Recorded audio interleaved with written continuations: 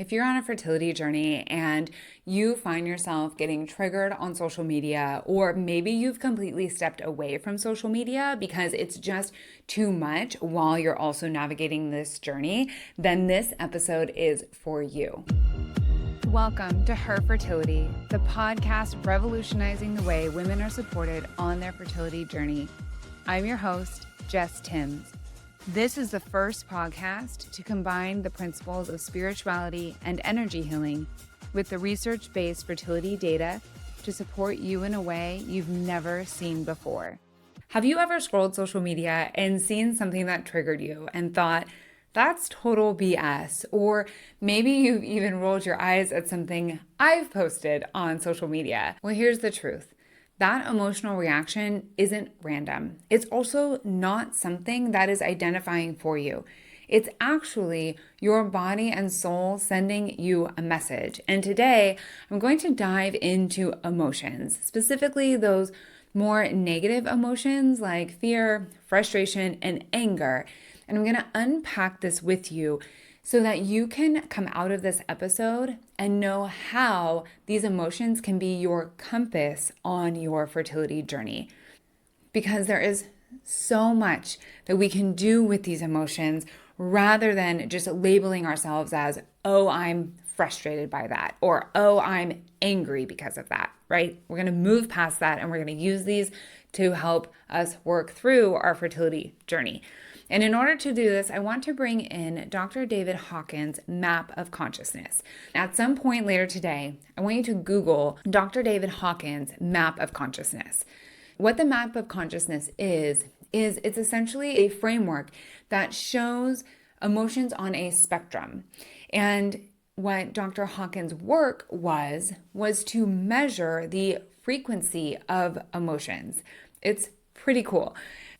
So at the top of the scale are the feel-good emotions like love, peace, confidence, compassion.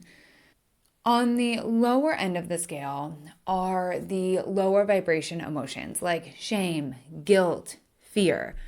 And we know this to be true in our body when we experience emotions. The higher vibration emotions like love feel good in our body. They are a higher vibration.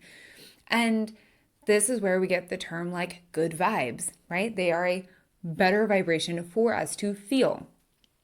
The lower vibration emotions like fear, guilt, shame, all of those vibrate at a lower frequency energetically, and they feel worse in our body. And we have this experience in our biological body. Now, when you are feeling those heavy emotions, it's not that you are broken. It's not that you are negative. It's actually your body, your soul communicating with you that this is not aligned with your truth. And this is not something we learn when we're children. We're told to stop crying, to stop being dramatic. At least I was not taught how to use these emotions as a tool. And instead, I was taught to just stop having them. But if we were just supposed to stop having emotions, then why would our bodies be having emotions in the first place? I'm a firm believer that our bodies are super intuitive and these beautifully designed systems. So what would the use of emotions be if we didn't need them, right? Or if we were supposed to stop having them? Instead, I'm going to give you a framework so that you can start using these emotions to your benefit. So let me ground this down in an example for you. Say you're scrolling social media and you see somebody's baby announcement and you feel angry or you feel jealousy, right? A lower vibration emotion. Instead of identifying with that like, oh, I'm just a jealous person, because that's likely not true for you, I want you to start getting curious about that emotion. What that reaction is actually telling you is that there is something not aligned in your world for that moment to happen. So it's coming out as jealousy because you want to be pregnant too. You want to be the one celebrating your pregnancy because one more deeper layer is motherhood or parenthood is super important to you, and that is for you. That is what you desire in this life. Like, that is your truth. Now, seeing somebody that has that, is that a reason to actually be angry? No. Is that a reason to actually experience a negative emotion? No. The people on the other side of that post are likely super excited about their pregnancy, and that's why they're posting it, right?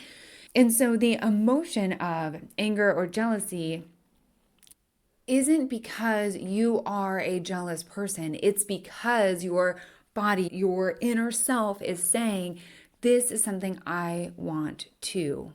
And this is very specific for the infertility conversation, but this applies across all parts of your life, right? Like, you can apply this same framework to anything that's sparking negative emotions.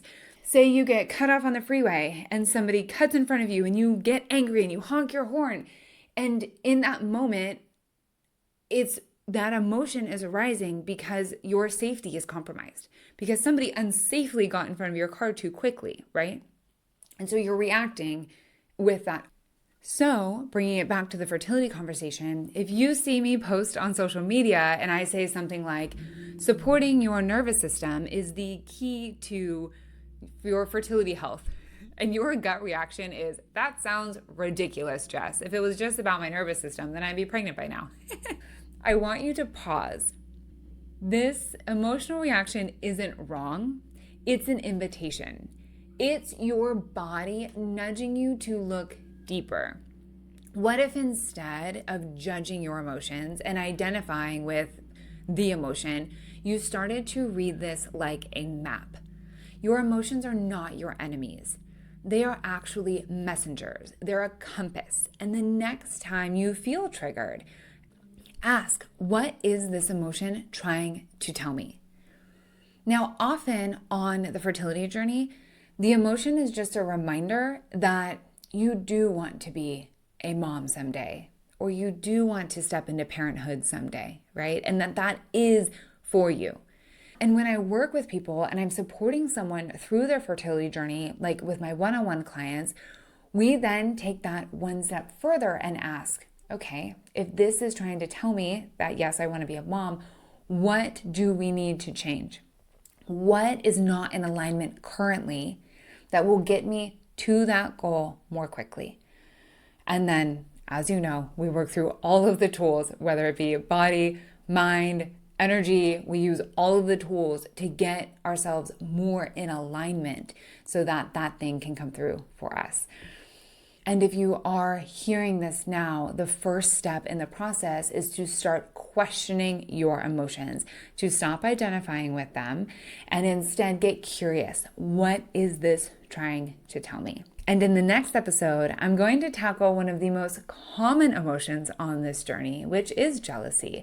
And it's oftentimes because of comparison. So stay tuned for that episode. And I am so grateful for you listening to the Her Fertility podcast. I would so appreciate you sharing this episode with a friend so that it can reach the people who need to hear it. Until next time, cheers to your fertility. Thank you so much for listening to this episode of the Her Fertility podcast. In a sea of big name podcasts, your support means the world to me. If you enjoyed the show, I would so appreciate your support by leaving a review on Apple Podcast, Spotify, or YouTube, wherever you listen, to help me reach as many women as possible. You can also share this episode with a friend. Sharing the podcast is the best way to help it grow and build a community to support you on your fertility journey. If we aren't already connected, please find me at herfertility.support on social media, or sign up for one of my next fertility courses or offerings at www.herfertility.support.